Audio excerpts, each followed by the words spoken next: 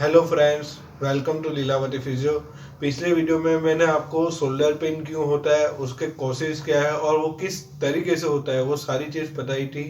आज इस वीडियो में आपको मैं ये शोल्डर पेन कैसे अवॉइड करना है और अपनी एक्टिविटी को कैसे मैनेज करना है और ये पेन आपको ना हो इसके लिए कौन सी चीज़ करनी है, कौन सी चीज़ नहीं करनी, वो सारी चीज़ मैं आपको इस वीडियो में बताऊँ। हमारा ये जो शोल्डर है, हमारे शोल्डर से ऊपर या हमारे हेड से ऊपर जाता है या हम बाहर से जाता है तो इसकी स्टेबिलिटी कम हो जाती है, जिसकी वजह से हमें पेन होता है। इसके कैप्सूल पे लोड आता है, लिगामेंट्स टिश्यू पे सब लोड आता है, जिसकी वजह से हमें पेन शुरू हो जाता है। इसके लिए हमें क्या करना है, हमें अपने शोल्डर को जितना हो सके शोल्डर के लेवल पे और जितना हो सके अपने बॉडी के नज़दीक रखना है। अगर समझ लीजिए कि आप ब्लैक बोर्ड पे आपका लिखना ज़्यादा है तो आप नीचे स्टूल ले लीजिए, जिसकी वजह से आपका जो हाथ यूँ ऊपर जाता था वो सामने हो जाए तो आपके शोल्डर पे प्रेशर कम आएगा, लिगामेंट टिश्यू के ऊपर प्रेशर कम आएगा और आपको पेन कम होगा।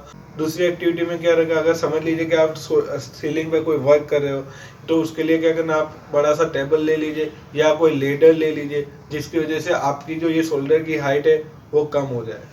अभी मैं आपको ये बता रहा हूँ, फिर भी अगर किसी को बहुत छोटी सी जगह में काम करना पड़े या फिर यही एक्टिविटी लंबे समय तक काम करनी पड़े तो भी उनको शोल्डर पेन होगा ही।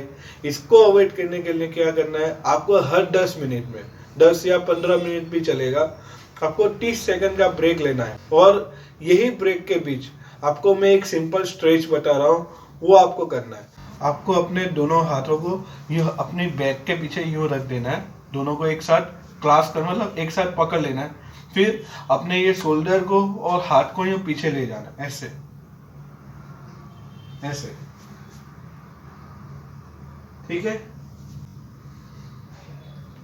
और सामने देख के, और यहाँ पे आपको 5 सेकंड होल्ड करना है। ऐसा आपको 5 बार करना है। इससे क्या रहेगा, तो आपका ये शोल्डर मसल्स धीरे धीरे रिलैक्स हो जाएंगे और आप अपने प्रोफेशनल जॉब को आराम से कर पाएंगे।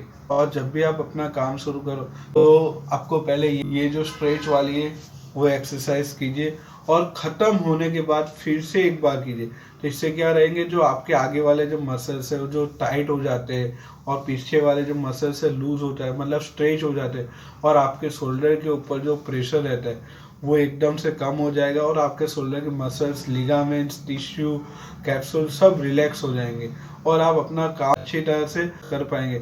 फिर भी मेरा यही सजेशन रहेगा कि आप अपने काम को रोटेट करते रहें, मतलब आप लंबे समय तक ऐसे हाथ ऊपर रख के काम मत कीजिए।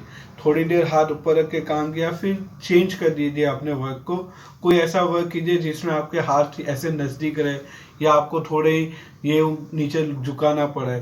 ऐसा काम करने से क्या रहेगा कि आपके शोल्डर के ऊपर प्रेशर कम आ जाएगा। अभी आपको पोस्चर करेक्ट करना है, जिसकी वजह से क्या रहेगा, आपके अगर शोल्डर पे प्रेशर आता है तो वो प्रेशर भी रिलीज हो जाएगा और आपको शोल्डर पेन होने की बहुत ही कम संभावना रहेगी। अगर किसी का काम ऐसा है कि पूरा दिन उनको कंप्यूटर पर बैठ के ही काम करना पड़ता है ऐसे ही, तो उनके शोल्डर के मसल्स, टिश्यू, लिगामेंट्स, कैप्सूल के ऊपर प्रेशर रहता है, वो ओवर स्ट्रेच हो जाते हैं, उनका ऊपर लोड बढ़ जाता है, तो उनकी वजह से उनको शोल्डर पेन होता है। इसके लिए आपको क्या करना है, आपको पहले तो ये जो अपना जो कीबोर्ड है जो दूर रहता है उसको नज़दीक लाना है। आपकी स्क्रीन रहेगी और आपकी आई कांटेक्ट के सामने ही रहेगी और आपको अपने कमर को स्ट्रेट रखनी है। कमर अगर झुकी रहेगी तो आपका शोल्डर और आपकी गर्दन दोनों यूं आगे ही रहेंगे। कमर सीधी रहेगी तभी आपके शोल्डर और गर्दन सीधी रहेगी। इसके लिए क्या करना है, आपको अपने कमर के पीछे लंबा रोल, जिसकी वजह से जो आपके जो कमर का जो हॉलो रहता है जिसको हम लॉर्डोसिस बोलते हैं वो मेंटेन रहेगा, या फिर ऐसा कोई तकिया रख देना है जिसकी वजह से आपकी कमर ये स्ट्रेट रहेगी और आप जब भी काम करोगे तो ये कमर सीधी रहने की वजह से आपके शोल्डर आगे नहीं झुकेंगे और आपकी गर्दन भी यूँ आगे नहीं झुकेगी और आपका पोस्चर ठीक रहेगा। अभी स्टैंडिंग में क्या करना है, स्टैंडिंग में आपको जितना हो सके उतना ही अपराइट ही खड़े रहना है। आप जितना यूँ झुक के खड़े रहेंगे उतना आपके शोल्डर के ऊपर प्रॉब्लम बढ़ेगा। आप जितना हो सके उतना स्ट्रेट खड़े रहिए, अपने कमर को यूँ आगे की ओर ढकेलिए, अपने पेट की ओर, जितना हो सके उतना स्ट्रेट खड़े रहिए, जिसकी वजह से आपको शोल्डर में कम होगा।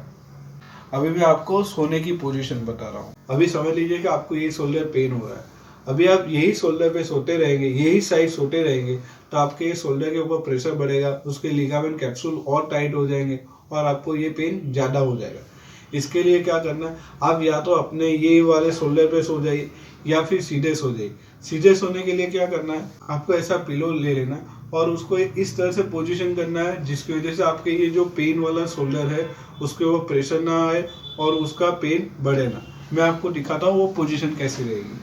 आपकी पोजीशन कुछ इस तरह से रहेगी, आपका पिलो ये बाहर की ओर रहेगा, मतलब आपके पेन वाले शोल्डर के नीचे रहेगा और आपका पेन वाला शोल्डर पिलो के ऊपर सपोर्ट में रहेगा, जिसकी वजह से आपको शोल्डर में पेन नहीं होगा और शोल्डर पे प्रेशर भी नहीं आएगा। अभी समझ लीजिए मुझे ये साइड का शोल्डर पेन है।